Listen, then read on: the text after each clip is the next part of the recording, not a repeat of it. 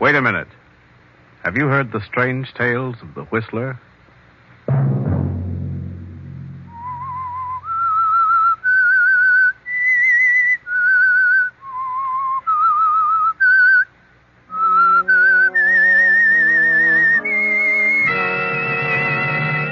I'm the Whistler.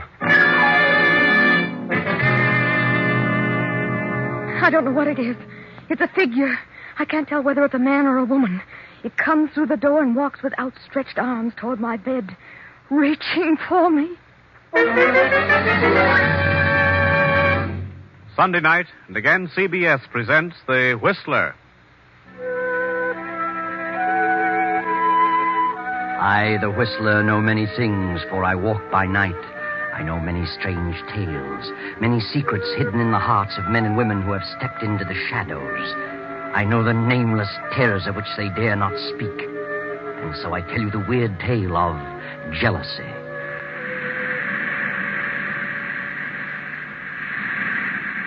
At the edge of the cliff overlooking the sea sits a gray stone mansion, weather-beaten by the storms of several decades. To this mansion, Gilbert Durant brought his bride, Lucia. That was 4 years ago. Gilbert and Lucia were quite happy until last year, when Lucia's half-sister, Beverly, came to live with them. And gradually, something began to happen. At first, Lucia realized that Gilbert's ardor was beginning to cool. He became more absorbed in his writing. Then she felt the cold clamminess of the stone structure almost creep about her and clutch her. Fear grew in her mind, a fear that nearly took her breath. It is evening now, and Lucia, having excused herself at dinner, tosses on her bed in a fretful sleep. No. Don't! Get away from me! Ah! No. What's wrong? Benson, come in. What was wrong? Why were you screaming? Benson, I must have been dreaming. It was horrible. You're white as a ghost. You're shaking like a leaf. Yes, I know. Oh, Mrs. Benson, I can't stand it. It's driving me mad. That makes the 4th or 5th time I've dreamed the same thing. The same thing in every detail. I've never heard you scream before. It always comes a little closer to me. Tonight, it almost reached me. It? What do you mean? I don't know what it is. It's a figure. A human figure. But I can't tell whether it's a man or a woman. It comes through that door and walks slowly across the room with its arms outstretched, reaching for me. Are you sure you were dreaming? Oh, now that I think of it, it isn't like a dream. An ordinary dream. Its reality seems to carry over even after I'm awake. Oh, that's what's made you so ill. This dream, if it is a dream, means something? Is that what you think? It's a premonition? Perhaps. What time is it? 9 o'clock. Where's Gilbert? Your husband went horseback riding over an hour ago. Your sister went with him. Beverly? Why didn't he ask me to go? Well, you know you haven't been feeling very well lately. Oh, yes. Yes, of course. Well, if you're feeling better, I'll go back to my room. Oh, yes, I'll be all right. Good night. Good night, ma'am. Beverly. Gilbert and Beverly.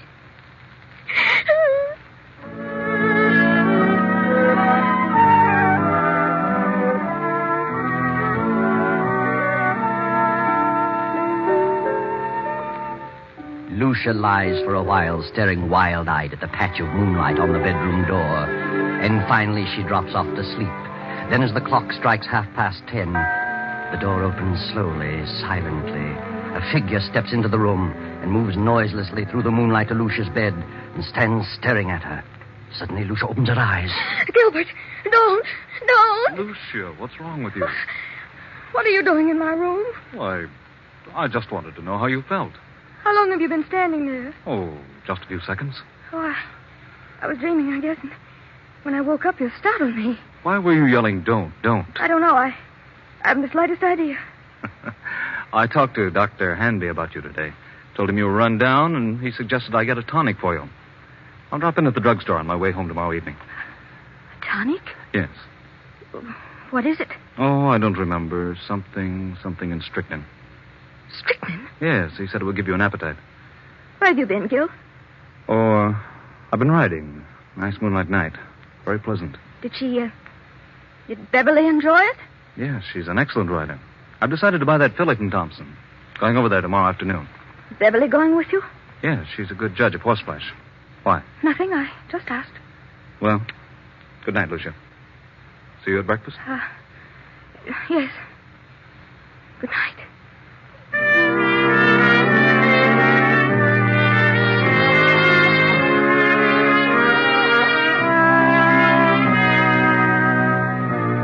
Lucia waits till she hears her husband turn out his light, then slips quickly to her door and quietly down the stairs to the library. With every beat of her pulse, she hears Gil's words. Something in strychnine. Something in strychnine. She snaps on the light and steps to the shelf holding the encyclopedia. She runs her fingers down the long line of books, LMNO, P to R. And then she stops and stares in terror. The S to T is missing. Lucia glances wildly about the room, and then she sees it. There on the desk, the missing volume, and open. She rushes to the desk and stares down at the open page. Good Lord. It's true. It's true.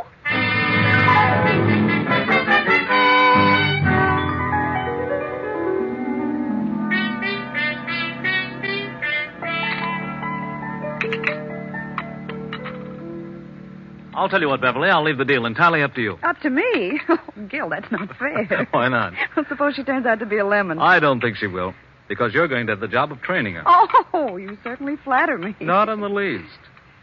Oh. Good morning, Lucia. I just realized what time it was. You'll be leaving in a few minutes. Yes, it's 9 this very minute. I better step on it. More coffee, Beverly? No, thanks. How do you feel, Lucia? Why, better. Much better. You better eat something. No, I can't. At least some coffee. Yes, I'll have some coffee. I've got to run. See you later, Lucia. Yes, Gil? And I'll see you this afternoon at 2, Beverly. Yes, I'll meet you in town at 2. Oh, Gil, don't forget Lucia's medicine. I won't. Goodbye, Lucia. Are you meeting Gil in town, Beverly? Yes, he wants me to decide on that filly he's interested in. Where did you learn so much about horses? Well, it seems to be natural. Why don't you get interested in horses, Lucia? Why should I? What are you interested in? Well, I'm interested in a few things. My husband in particular. You don't act interested in anything. Really? If you'll take my advice, you'll snap out of this coma and get some pep. Does Gil like women with pep? Well, no man cares about a woman who sits around and mopes. I think you're a hypochondriac. Do you? You should do something about it. I intend to. I intend to do something about it. I'm glad to hear it. Get out and do things. Play games, golf, tennis, swim, and ride. Maybe this medicine will fix you up. You know all about it, do you? What is it? Oh, I don't know. It's a tonic, a builder-upper. I wish I could believe that. At least you can try it. It won't hurt you. No? I wonder.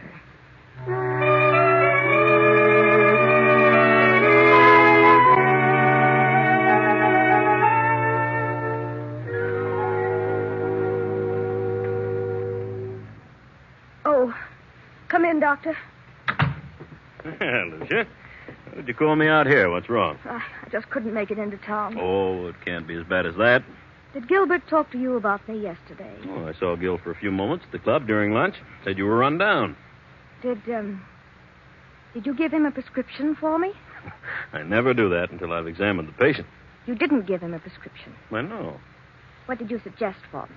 Oh, I don't know. Just mentioned a few tonics he might get for you. Spoke of beef iron and wine, and sherry and egg, and well, I don't remember what else. Then you mentioned nothing specifically. Don't think so. I see. What seems to be wrong with you, Lucia? I don't know exactly. Something has been happening to me that... Well, frankly, I'm afraid I'm losing my mind. Oh, come now. We all feel that way at times. I'm serious. Things happen to me in the night. What sort of things? First, I thought they were just nightmares. But when you have a nightmare, you wake up and the fear is gone. You realize the truth. This vision that comes to me haunts me through the waking hours as well. Vision? Something, I think it's a person, comes through my bedroom door. Approaches my bed with outstretched arms as though it intends to strangle me. Each time it comes a little closer. My fear is that eventually it will get to me before I wake up. You always dream the same dream? If it is a dream, yes. Who is the person? I don't know. And you don't think it's really a dream? No. I think it's a premonition.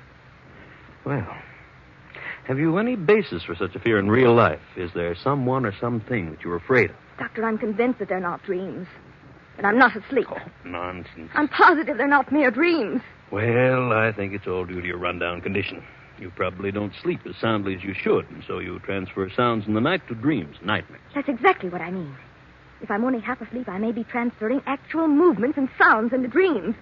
In other words, if someone slams the door in the night, I may half hear it and attribute it to a dream. Yeah, go on. And perhaps I'm not dreaming. I think you'd better come into town and have a thorough physical. You mean a checkup by a psychiatrist? Well, I may have someone to help me. It's a usual thing, you know. Oh. Oh, Dr. Hanby. I'm so frightened. Now. Everything's going to be all right. I'm afraid. I'm afraid that I'm going to die. That someone is trying to kill me. You're not going to die. That's ridiculous. I'll call you and make an appointment. Very well. In the meantime, try not to think about it. Keep your mind on something on the brighter side. Yes, I'll try.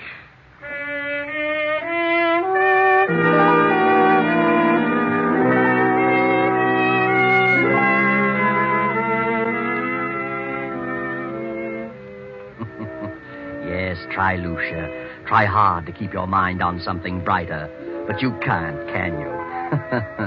That awful gnawing of jealousy and fear occupy every moment. Gil and Beverly. How could they do such a thing? Then, as the afternoon fades and dusk sets in, there is a knock at Lucia's door. Are you asleep, Lucia? No, I'm not asleep. How are you feeling?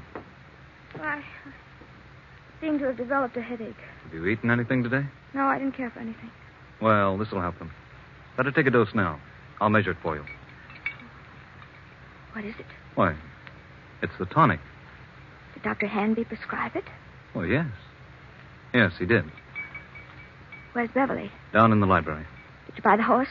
Yes, Beverly thought she was a fine animal. I didn't know Beverly knew so much about horses. She's a horsewoman after my own heart.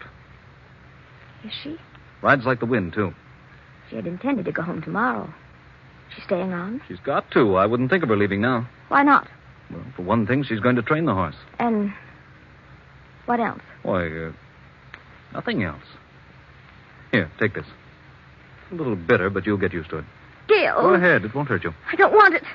And why not? It has poison in it. Well, I suppose it does have a little, yes, but only enough to act as a tonic. I don't want it. I won't take it. I won't. Are you going to act like a child? Take it and quit arguing. I won't. This is ridiculous. I tried to do anything for you, and you act like a spoiled kid. I can't take it. You're impossible, Lucia. I'm afraid. You need this medicine, but you're too confoundedly stubborn. You'd rather sit around and mope all day. Very well, there it is. You can take it or not. Disgusted trying to help you pull out of this. Good night. No, wait, Gil. I'll take it. I don't care whether you do or not. There, I've taken it. Terribly bitter. And take another dose around 11. Gil, where's Mrs. Benson? Why, I told her she could have the night off. Thought she might like to spend the evening in town. You let her off? Yes, she's been sticking pretty close lately. Oh, yes. Yes, she has. Good night. Good night, Lucia.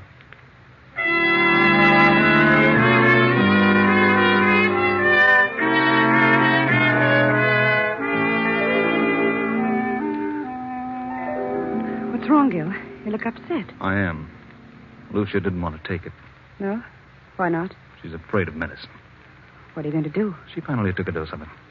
If I know her at all, she'll never take another drop. Well, she's got to take it, Gil. You've got to figure out a way to make her take it. It can't be disguised. It's too bitter. Try something else. I'll try and coax her into it again. Isn't there something that tastes more pleasant, or something that you could put in milk or orange juice? I don't know. Well, I'll find something. Of course you will. You've got to. I think Mrs. Benson is the cause of her dislike for medicine. She's keeping her upset. I'm going to let Mrs. Benson go for 2 or 3 days. and maybe something can be accomplished. I'll speak to her now. Well, Benson, what are you doing standing here in the dark? I was just going upstairs to see if Mr. Durant wanted anything before I went out. I see. Oh, by the way, I'm staying home for a couple of days, and I thought that since you've been staying so close to the job, you'd welcome a few days' leave. Leave? Why, yes, but Mrs. Durant may prefer that I stay. I think you'd better get a little rest yourself. You needn't come back till Friday. But I don't need a rest. You come back Friday. Yes, very well, sir. I'll run up and see her before I go.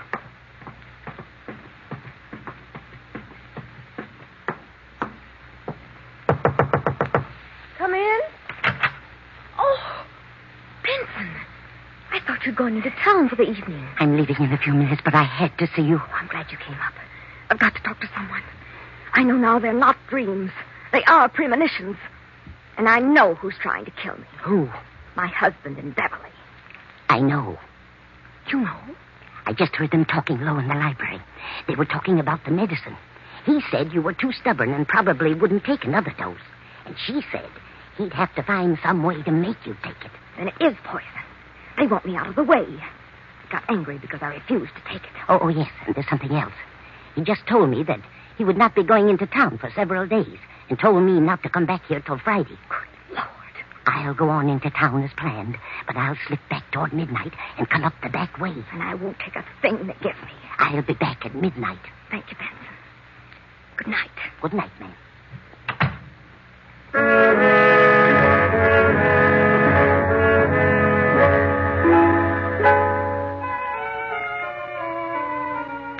A few minutes before 12, Mrs. Benson returns to the mansion. No lights are burning, so she makes her way quietly through the back entrance, slips up the stairs, and taps lightly on Lucia's bedroom door. Mrs. Durant. Mrs. Durant. Then she turns the knob, opens the door, and snaps on the light. Mrs. Durant, are you here? Then Benson steps quickly toward the bed. The bed is empty, but a horrible sight meets her eyes. Oh, blood. Blood all over the bed. They've done it. They've murdered her. Give me the police department.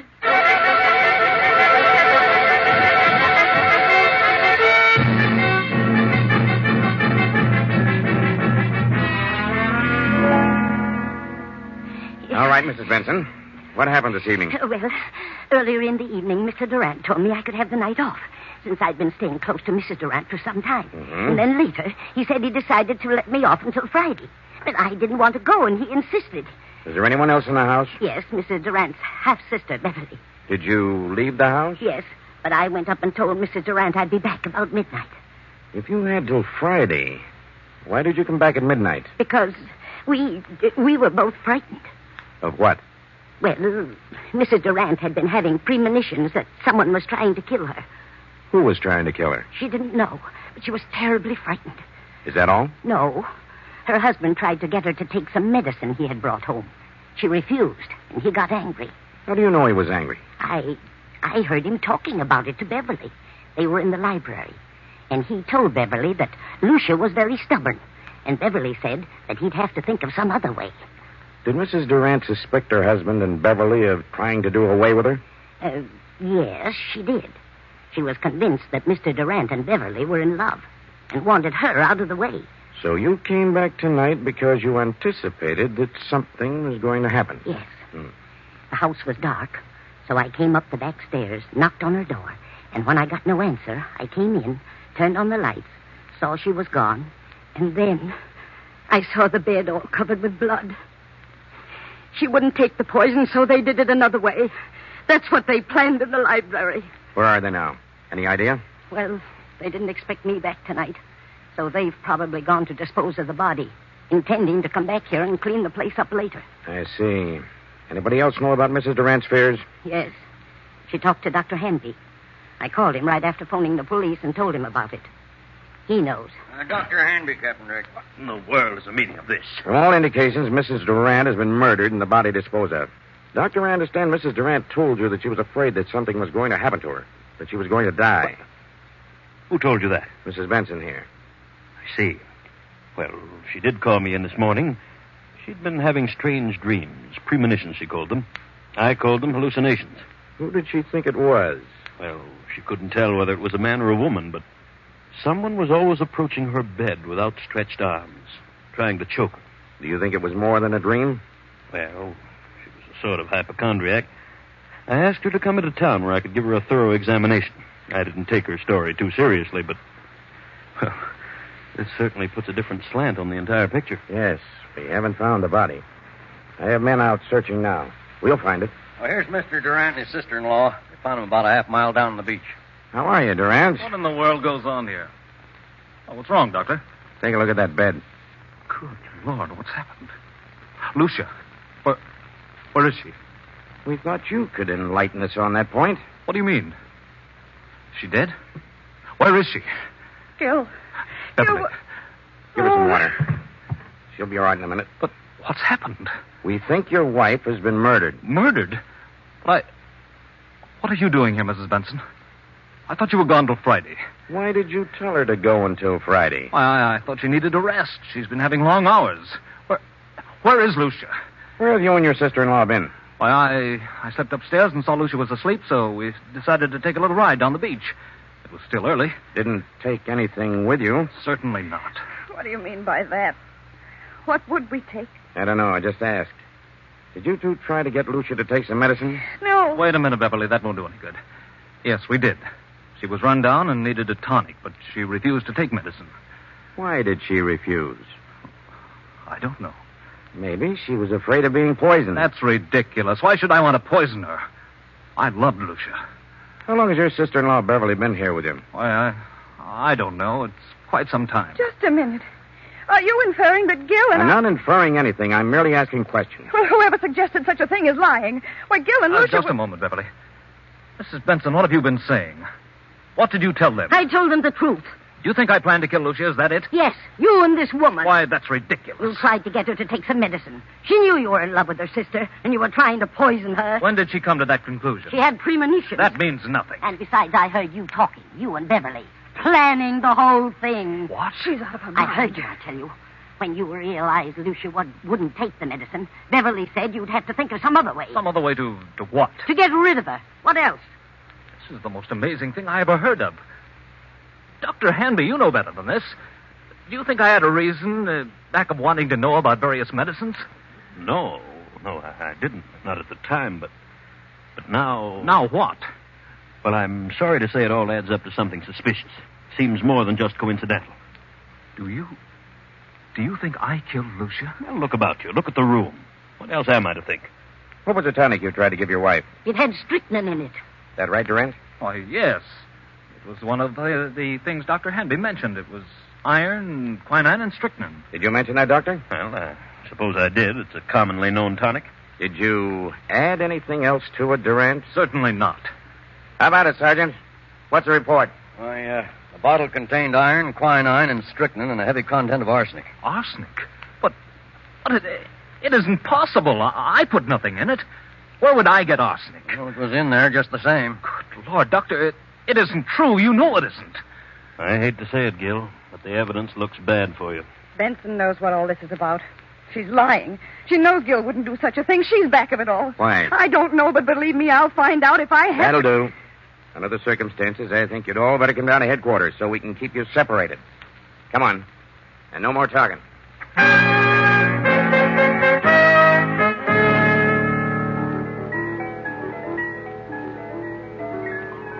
48 hours pass. Hours of relentless grilling, endless questioning. Finally, Gil and Beverly are released on a writ of habeas corpus. Now weeks have gone by, and Lucia's body has not been discovered, and so the district attorney is forced to make a public announcement that in spite of the apparent evidence, no murder charges can be preferred against Gil and Beverly due to lack of corpus delicti, the failure to produce Lucia's body. Now Beverly and Gil are in the library. Beverly, I want you to know how wonderful I think you've been, the way you've stuck right beside me through this thing. I know it's been a trial for you, and, well, you're one girl in a million. Thanks, Gil, but it isn't over yet. They won't stop their search for Lucia's body, and if they find it, we haven't a chance. I know, but what can we do about it? Well, why couldn't we leave the country? Together? Not necessarily. They'd be sure to follow us. We could go separately in different ways and... And meet someplace later on? Is that what you mean? Yes, that's what I mean. That seems a bit mad. That would equal an out-and-out confession. But, Gil, if they find Lucia's body, we haven't a chance. It's too strong against us. We never could come back, Beverly. Oh, what of it? I don't want to die, Gil, and I don't want anything to happen to you. Beverly, I don't know what to say. I'm frightened, Gil. I can't stay here with such horrible fear hanging over me. I'll go mad. If you don't go, then I will. I'll leave tonight. Please, Beverly, I need you more than ever now. Please don't go. Don't worry, Gilbert. She won't leave you. Lucia. Good Lord. I won't let her leave you. I'll see that you both go together. And stay together for a long, long time. Lucia, what does this mean? We thought you were dead. Disappointed, are you? Where have you been? What happened to you? I'm coming to that. You thought I was dead. Well, I'm not. I'm live enough to pull this trigger. I've been behind those drapes, and I heard every word you said. Now I know you're in love with each other. Now I know you wanted to do away with me. In love? With Beverly? From the day she came here.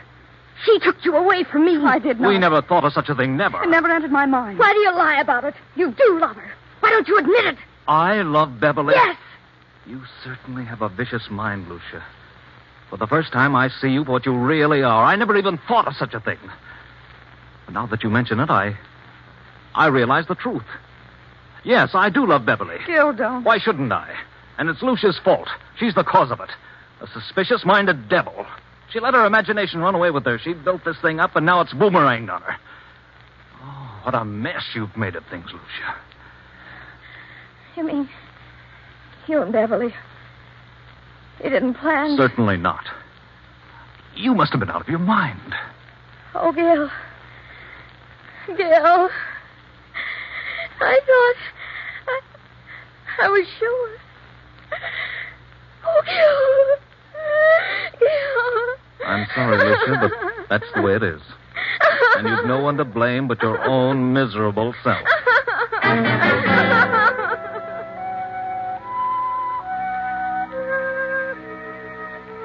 No one to blame but her own miserable, jealous, suspicious-minded self. Lucia planned the whole thing from the beginning. She thought they were in love, thought they were planning to kill her. Lucia never had a dream, never had a premonition. She planted that in the housekeeper's mind and in the doctor's. She put the rat poison in the tonic. She put the bedroom in disorder, cut herself and smeared blood on the bed, and then disappeared. But when she read that they couldn't bring a murder charge without the body, she came back to kill Gil and Beverly herself. You see, Lucia didn't know about that little article in the law called Corpus Delicti.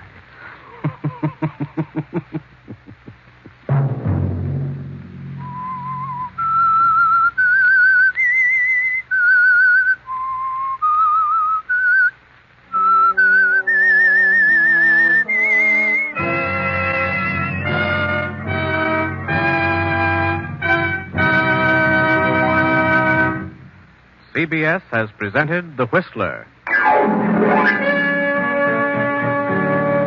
Original music for this production was composed and conducted by Wilbur Hatch. The Whistler is written by and directed by J. Donald Wilson and originates from Columbia Square in Hollywood. Next Sunday, 9:15... I, the Whistler, will return to tell you the eerie tale of Back from Beyond. Good night. This is the Columbia Broadcasting System.